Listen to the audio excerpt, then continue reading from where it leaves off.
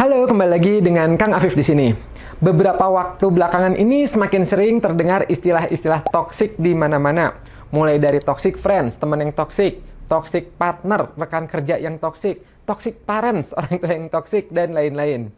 Nah, untuk Anda yang belum tahu apa sih toksik itu asal katanya racun, dan ini bisa memberi efek bahaya. Jadi, toxic friends, toxic partner, toxic parents itu berarti mereka yang bisa memberi efek bahaya pada Anda.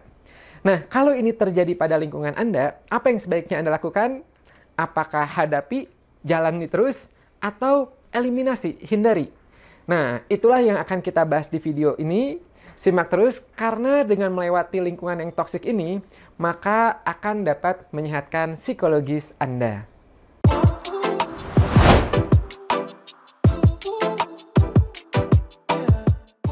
Kata toksik itu sendiri biasanya dilekatkan pada seseorang saat ia tanpa sadar memberikan pengaruh negatif pada orang lain, baik melalui perlakuan, sikap, ataupun cara bicaranya, atau kata-katanya juga. Nah, perilaku toksik ini dapat menimbulkan perasaan yang tidak nyaman, stres, bahkan bisa menimbulkan terjadinya konflik. Nah, gimana sih ciri-ciri orang yang toksik ini? Ini dia. Yang pertama, biasanya orang-orang toksik ini susah melihat sesuatu dari sudut pandang positif. Bawaannya komennya negatif terus. Nah, itu ciri-ciri yang pertama. Nah, yang kedua, bukan hanya itu aja, mereka juga biasanya tidak bisa menghormati batasan-batasan, aturan-aturan, atau norma-norma. Seperti ingin terlalu ikut campur sama urusan orang lain, ya, ingin masuk ke urusan Anda. Nah, hati-hati tuh, ya sudah mulai tanda-tanda dari toksik. Yang ketiga, orang-orang toksik juga tanpa sadar itu suka melukai orang-orang yang ada di sekitarnya. Baik secara emosional, verbal, maupun fisik. Dan bisa jadi dianya itu tidak menyadari. Wah, ya. Yang keempat, dalam berinteraksi pun biasanya orang-orang toksik ini suka membuat lingkungan itu tidak nyaman, membuat Anda tidak nyaman, merasa dimanipulasi, ya. Bahkan jadinya adalah menyalahkan diri sendiri.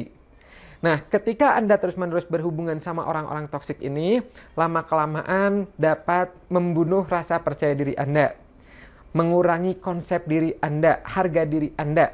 Ya. Kenapa? Karena orang-orang toksik ini biasanya akan melempar racunnya pada Anda. Nah, kenapa sih ada orang yang bisa jadi toksik dan menyebarkan racunnya? Banyak penyebabnya. Bisa jadi dari masalah pribadinya. Orang ini mungkin mengalami trauma, ada luka yang tidak pernah dipulihkan, yang tidak pernah diurus, sehingga ujung-ujungnya menebarkan energi negatif ke orang lain. Atau juga bisa dipengaruhi memang karena kepribadiannya, gangguan kepribadiannya.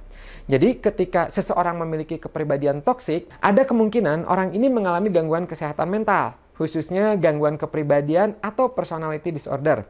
Misalnya kepribadian narsistik, kepribadian ambang, ya, kepribadian paranoid, itu.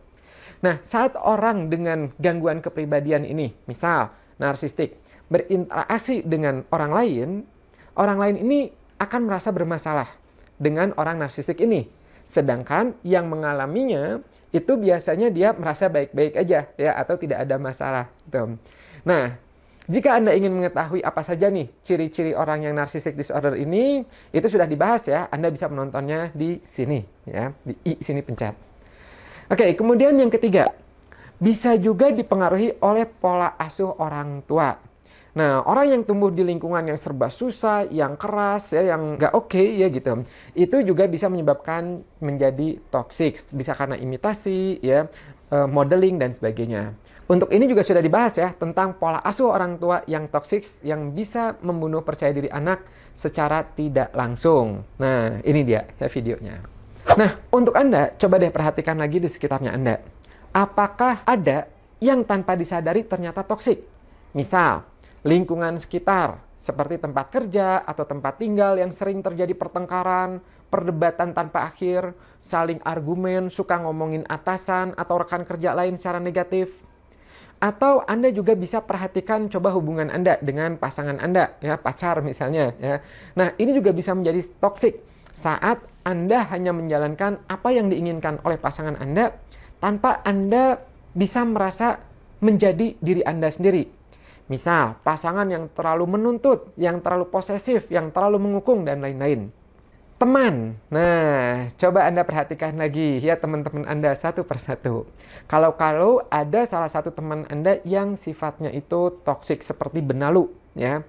Nah, yang selalu mengganggu Anda, minta tolong terus tanpa berkesudahan, minjem uang terus-terusan tanpa jelas. Atau teman yang suka ngajak Anda ke aktivitas-aktivitas negatif yang menghabiskan waktu nggak jelas dan lain-lain. Kemudian Anda juga cek lagi lingkungan keluarga Anda. Adik, kakak, orang tua ya, yang terlalu keras, yang terlalu mendikte secara berlebihan, otoriter, itu juga bisa menjadi toksik buat Anda. Nah, ketika ini terjadi pada Anda, apa yang perlu Anda lakukan? Apakah menghindar, menjauh, atau menghadapinya? Nah, kuncinya adalah ini dia, ada 3. Yaitu yang pertama adalah hindari, yang kedua batasi, yang ketiga hadapi. Yang satu, hindari. Hindari sebanyak mungkin orang-orang yang toksik agar Anda tidak terpapar energi negatifnya.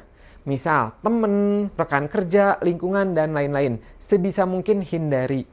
Tidak usah terlalu lama bersama dengan mereka. Mungkin nanti Anda akan dianggapnya alien oleh mereka. Ya, nggak suka ngumpul bareng sama mereka. Tidak apa-apa. Yang penting Anda sehat secara psikologis.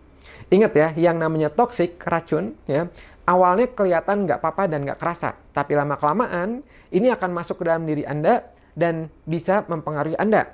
Apakah Anda menjadi sakit secara psikologis atau Anda tertular jadi toksik juga? Nah, jadi usahakan ketika Anda sudah melihat ciri-ciri toksik di lingkungan Anda, coba untuk lakukan manuver segera mungkin. Hindari paparan negatif dari mereka. 2, batasi. Nah, berikan batasan interaksi untuk lingkungan profesional atau hal-hal yang penting aja. Jadi, kalau teman-teman yang tadi yang bisa dihindari-hindari, ya, mungkin ketika Anda di kantor, di pekerjaan, itu Anda tidak bisa menghindari karena harus ketemu. Oleh karena itu, batasi. Jadi misal, hanya untuk urusan kerjaan aja atau tugas kuliah saja. Nah, misalnya Anda dan atasan atau Anda dan rekan kerja yang memang Anda harus bersama-sama karena tuntutan profesional. Maka batasi hanya di lingkup kerjaan itu saja. Selesai kerjaan, langsung Anda menjauh. Tidak usah bahas tentang kehidupan sehari-hari, nonton bareng, makan keluar bareng, nggak usah. Cukup sekedar batasan profesional saja. Yang ketiga, hadapi. Nah, ini dia nih, mudah-mudah sulit nih ya. Kalau ternyata orang yang toksik itu adalah orang terdekat, seperti misalnya orang tua, pasangan, ataupun keluarga, maka untuk case ini, bila memungkinkan, ya, coba Anda bersikap proaktif dengan mensupport, memberitahu, atau minimal mencarikan bantuan. Kalau memungkinkan sih, kalau bisa, coba Anda menjadi konselornya buat mereka. Coba dengarkan baik-baik untuk menenangkan dan mengurangi kecemasan mereka. Semoga dengan cara itu, dorongan toksiknya tuh berkurang. Ya, memang ini nggak mudah, ya, tapi bisa dipelajari. Juga yang penting banget adalah jangan sampai Anda ngedengerin ya, tapi Anda termakan menjadi kena toksiknya. Itu jangan. Kalau di dunia psikologi sih ada yang namanya mendengarkan secara profesional dan objektif. Biarkan klien atau anggota keluarga Anda itu cerita ya, termasuk menumpahkan unek-unek negatifnya. Tapi kitanya tetap bersih, clean. Jangan sampai terbawa ke unek-unek negatifnya tersebut. Nah, ini ada caranya. Ya, salah satunya adalah dengan terus-menerus melatih positif self-talk. Nah, jadi inti dari yang ketiga ini yaitu adalah kalau memungkinkan Anda menjadi orang warasnya di rumah. Ya, sekali lagi, nggak mudah, tapi dengan latihan insya Allah bisa. Nah, mulai saat ini kalau Anda sayang sama psikologis Anda, coba mulai perhatikan lingkungan di sekitar Anda. Ada toksiknya atau nggak ada. Ya. Kalau ada, pilah-pilah sedari dini. Apakah perlu dihindari, dieliminasi, dibatasi, atau perlu Anda hadapi secara profesional. Anda itu punya hak untuk sehat dan menjaga psikologis Anda tetap sehat juga. Karena saya tahu Anda itu unik dan berharga. Semoga video ini bermanfaat. Jangan lupa di-subscribe dan tekan loncengnya agar Anda tidak ketinggalan video perkembangan psikologis bermanfaat lainnya. Sampai jumpa di video berikutnya dan bye-bye.